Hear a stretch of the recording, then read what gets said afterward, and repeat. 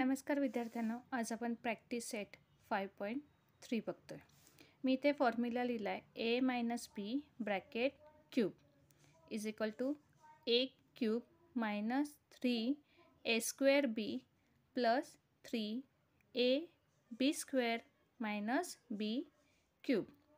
याच फॉर्म्युल्यावरती हा प्रॅक्टिस सेट आहे। त्यातलं पहिलं एक्झाम्पल मी लिहून घेतलं आहे 2m मायनस 5 ब्रॅकेट क्यूब।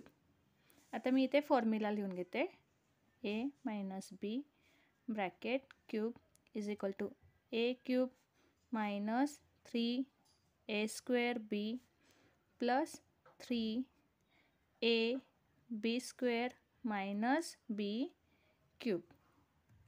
हवं तर आपण इथे याच्या खाली a आणि याच्या खाली b असं लिहून घेऊया। आणि आता आपण जिथे a आहे तिथं 2m आणि जिथे b आहे तिथं 5 आपण घेणार आहोत। 2m cube minus 3 multiply 2m square multiply 5 plus 3 multiply 2m multiply 5 square minus 5 cube. Okay, आता आपण पुढे सॉल्व करूया। बघा इथे 2चा क्यूब करायचा आहे 8m क्यूब मायनस याचा स्क्वेअर करायचा आहे, त्यामुळे आपण हे पाठीमागे ठेवतो। या दोन नंबरचं मल्टिप्लिकेशन करून घेऊया। 15 मल्टिप्लाय 4m स्क्वेअर प्लस या दोन टर्मचं आपण मल्टिप्लिकेशन करतोय 6m मल्टिप्लाय 5चा स्क्वेअर 25 मायनस इथे 5चा क्यूब करायचा आहे 125। ओके, आता ह्या दोन टर्म्स आणि या दोन टर्म्स यांचं मल्टिप्लिकेशन आपलं करायचं राहिलं आहे, ते करून घेऊया। आता बघा आता 8m cube minus 60m square plus 150m minus 125। अशा पद्धतीने आपलं पहिलं एक्झाम्पल सॉल्व करून झालेलं आहे। आता आपण दुसरं एक्झाम्पल बघूया। दुसरं एक्झाम्पल आहे 4 मायनस p ब्रॅकेट क्यूब। आता मी इथे फॉर्म्युला लिहून घेते a minus b bracket cube is equal to a cube minus 3a square b plus 3ab square minus b cube. हवं तर इथे आपण असं लिहून घेऊया, याला a आणि याला b, जेणेकरून आपल्या लक्षात येईल की जिथे a येतोय तिथं आपण 4 लिहायचं आहे आणि bच्या इथं p लिहायचं आहे आपल्याला। बघा आता 4चा cube minus 3 multiply 4 square multiply p plus 3 multiply 4 multiply p square minus p cube. Okay, आता आपण पुढं सॉल्व करूया। इथे 4चा क्यूब करायचा आहे 64 मायनस आता 3 आणि pचं मल्टिप्लिकेशन पहिलं केलं मी आणि इथे 4चा स्क्वेअर करायचा आहे, तो इथे लिहून घेतला मी प्लस आता या दोन नंबरचं मल्टिप्लिकेशन 12 आणि हा p स्क्वेअर इथे लिहिला मायनस p क्यूब। आता या दोन नंबरचं मल्टिप्लिकेशन राहिलं आहे, ते आपण या स्टेपमध्ये करून घेऊया आणि आपलं हे फायनल आन्सर आहे।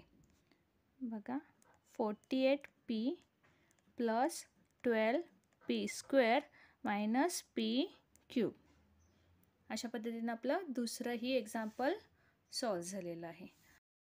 आपण तिसरं एक्झाम्पल बघतोय 7x minus 9y bracket cube. आता इथे फॉर्म्युला लिहून घेऊया a minus b bracket cube is equal to a cube minus 3a square b plus 3ab square minus b cube. आता आपण व्हॅल्यूज पुट करूया। हवं तर तुम्ही इथे a आणि b असं लिहून घेऊ शकताय। बघा इथे याला a आणि याला b म्हणायचं आपण। आता व्हॅल्यूज पुट करून घेऊया इथे बघा 7x³ minus 3 multiply 7x² multiply 9y plus 3 multiply 7x multiply 9y² minus 9y³. Okay, आता आपण हे ब्रॅकेट्स आहेत ते सॉल्व करून घेऊया. बघा आता इथे 7x³ करायचा आहे, तो मी इथे लिहून घेतला. आता इथे 3 आणि 9 नंबर आहे त्याचं मल्टिप्लिकेशन करून घेतो आहे आपण, आणि इथे 7x² करायचा आहे, तो स्क्वेअर करून घेतला इथे. प्लस आता या दोन टर्मचं मल्टिप्लिकेशन करून मी इथे लिहिलं, आणि 9y² करायचा आहे, तो स्क्वेअर करून घेतला. मायनस आता 9y इथे आपल्याला क्यूब करायचा आहे, तो क्यूब करून मी इथे लिहून घेतला आहे. ओके, आता आपल्या या दोन टर्म आणि या दोन टर्म यांचं मल्टिप्लिकेशन करायचं राहिलं आहे, ते करून घेऊया. मायनस आता या दोन नंबरचं मल्टिप्लिकेशन केलं तर ते 1323 येतं. हा x² लिहिला मी आणि हा y इथे लिहिला. प्लस आता आपण या दोन नंबरचं मल्टिप्लिकेशन करतो आहे, ते येतं 1701 xy² मायनस आता ही शेवटची टर्म आहे ते आपण तशीच लिहून घेतली. अशा पद्धतीनं आपलं हे तिसरं एक्झाम्पल सॉल्व करून झालं आहे. आता चौथं एक्झाम्पल आहे ते आहे 58³. आता ही एक सिंगल नंबर आहे, हा तो आपण डबल नंबरमध्ये कन्वर्ट करायचा आहे, आणि हे आपण जो फॉर्म्युला वापरतो आहे तो मायनसवाला आहे, म्हणून मी इथं 60 - 2 करून घेतलं आणि ब्रॅकेट क्यूब केला. आता इथे मी फॉर्म्युला लिहून घेते. इथं आता a - b bracket cube is equal to a³ minus 3a² b plus 3ab² minus b³. हवं तर इथे a b असं लिहून घ्या. आणि आता आपण याच्यामध्ये नंबर्स लिहून घेऊया. 60³ minus 3 60² multiply 2 plus 3 multiply 60 multiply 2² minus 2³. आता आपल्याला इथे बॉक्स सॉल्व करायचं आहे. मी इथे 60चा क्यूब करून घेतला, हा नंबर आणि हा नंबर याचं मल्टिप्लिकेशन करून घेते मी, आणि ते 60चा स्क्वेअर करायचा आहे, तो स्क्वेअर करून घेते मी. प्लस आता या दोन नंबरचं मल्टिप्लिकेशन करते, मल्टिप्लाय 2चा स्क्वेअर मायनस आता इथे 2चा क्यूब. ओके, आता या दोन नंबरचं आणि या दोन नंबरचं मल्टिप्लिकेशन करायचं राहिलं आहे, ते मी करून घेते आता. मायनस या दोन नंबरचं मल्टिप्लिकेशन केल्यानंतर येणारा आन्सर मी इथे लिहिलं आहे, प्लस या दोन नंबरचं मल्टिप्लिकेशन केल्यानंतर येणारा आन्सर इथे लिहिलं, -8 केलं. आता आपण या आणि या नंबरची ॲडिशन करायचे,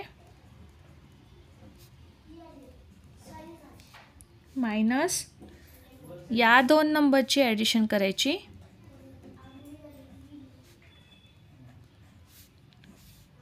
आणि मग आपण यांचं सबस्ट्रॅक्शन करायचं आहे. तर बघा या दोन नंबरचे ॲडिशन काय होते, मायनस आणि या दोघांचे ॲडिशन.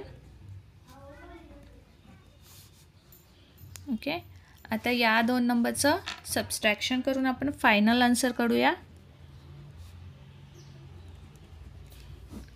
अशा पद्धतीने आपलं चौथं एक्झाम्पल सॉल्व करून झालेलं आहे. व्हिडिओ आवडला असल्यास लाईक करा, शेअर करा, सबस्क्राईब करा.